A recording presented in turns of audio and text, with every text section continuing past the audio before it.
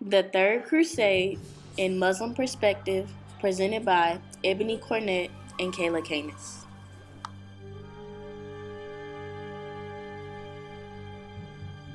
The Third Crusade was filled with many different opinions caused by the attempt to reclaim Jerusalem from Saladin, led by Richard the Lionheart, Frederick Barbarossa, and Philip Augustus II, and ending in an agreement between Richard and Saladin that gave Christian pilgrims special rights to the city of Jerusalem.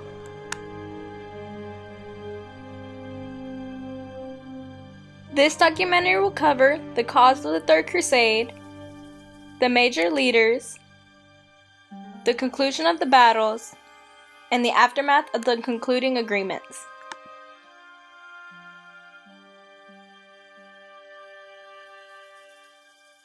In 1187, the cities of Jerusalem, Acre, Jaffa, and nearly the whole Crusader kingdom fell to Saladin, Sultan of Egypt and a leader who had the reputation of winning many battles.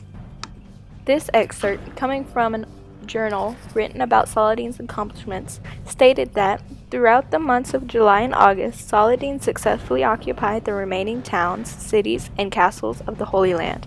His initial attack upon Tyre failed, however, and the city was bypassed. Late in September, Saladin's armies camped before the Holy City itself. News of this spread throughout the Christian world, and the leaders and followers soon began to get angry about not having access to the Holy Land. Pope Gregory VIII sent 3 knights of Europe, along with their armies, to the east. Gregory wanted them to aid the Christians and defeat Saladin. Promising he would lead his army into the Holy Land to reclaim for the Christians, Richard the Lionheart, King of England, in 1889 was one of the main leaders in the Third Crusade, fighting Saladin. Richard the Lionheart was aided by King Philip II of France, who brought along his armies also. Both men transported their armies by sea, but Richard had a much larger fleet because his army was much stronger and more powerful than King Philip II's army. Originally written in Latin by a comrade of Richard the Lionheart, it stated that the French and English monarchs, meanwhile, were still readying themselves and their armies for the expedition. The two kings did not complete their preparations until July, when they met to set out jointly on the crusade.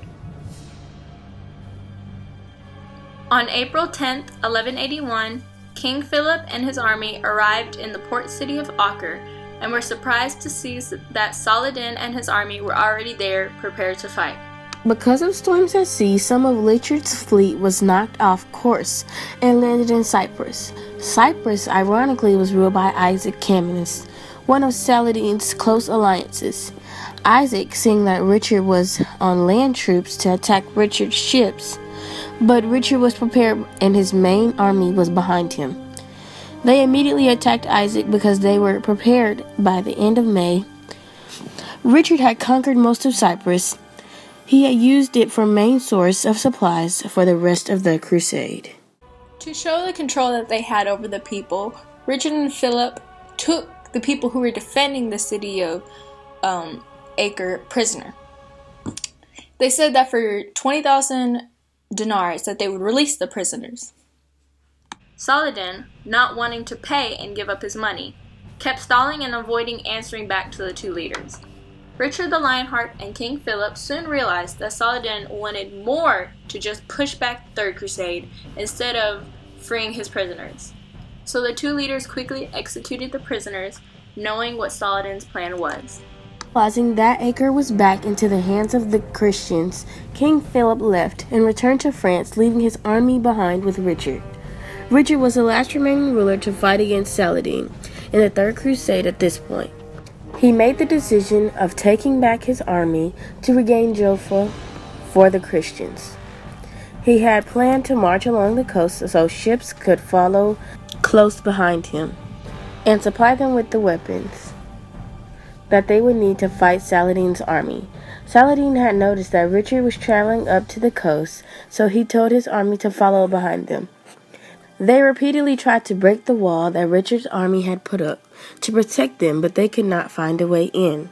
Saladin soon became very desperate to find a way to successfully attack Richard's army, and he planned a full-on attack on the Christians from all sides once they had come in from the wooded area they were traveling in.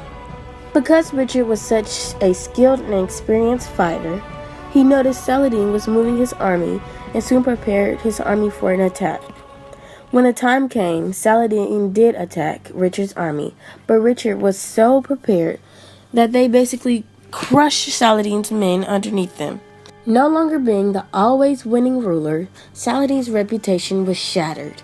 Richard successfully took control of Arsif and continued on to take control of Jaffa.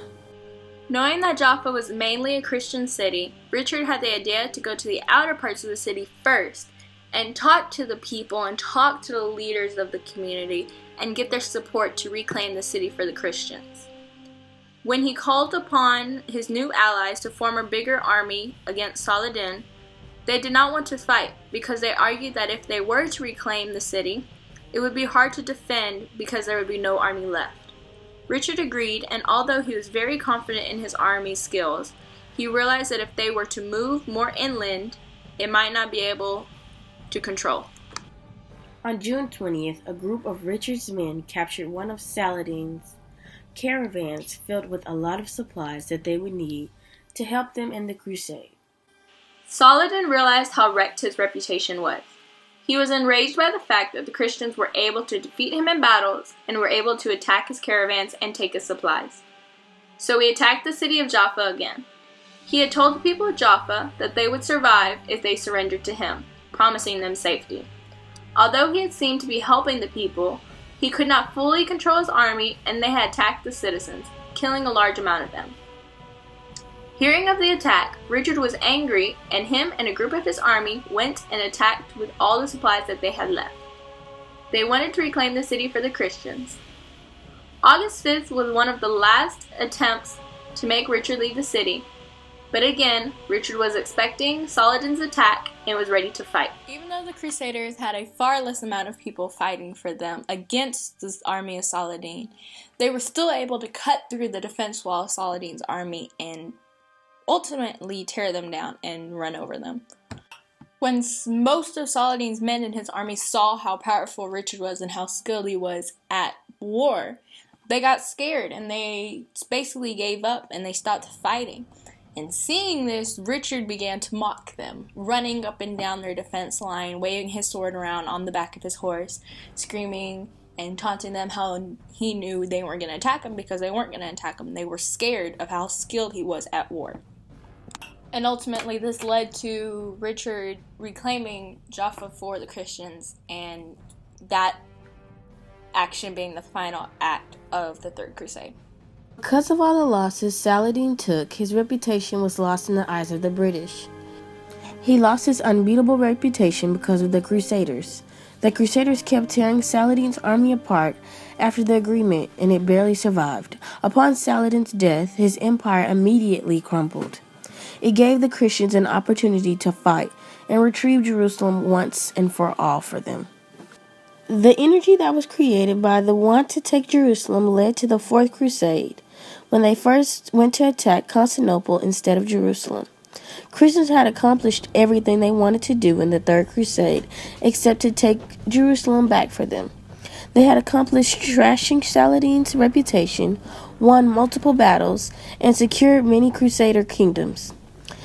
Saladin ultimately dies with a broken reputation, a torn-up army, and no remaining defense against the Christians.